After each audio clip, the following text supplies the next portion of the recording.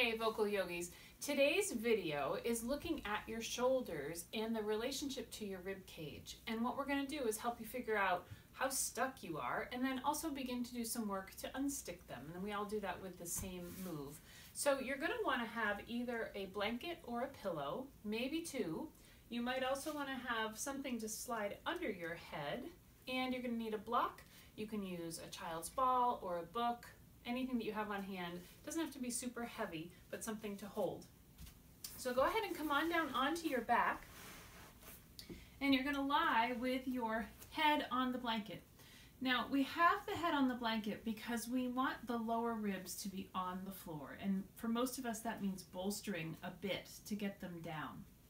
If you lie down and you still have a fairly arched up rib cage where you can slide your hand underneath, you're going to want to build the floor up more. So it may be that you can put something behind your head like this that kind of then helps get your ribs down, or you could use another blanket, anything that's going to get your sort of building the floor up to meet your body. So once you're in a good place for you where your ribs are down on the ground, you're going to take your block and just extend it up towards the ceiling, and you're going to let your shoulders be back down on the ground.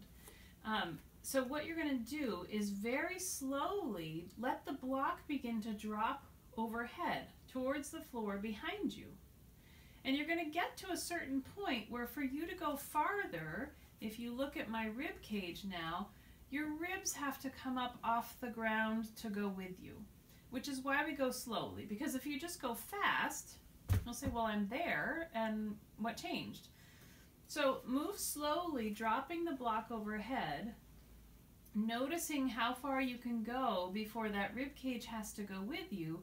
And if you aren't sure and you get all the way to the ground, very slowly come up again, and you'll find that there might be a point at which, all of a sudden you can feel your ribs are back down on the ground.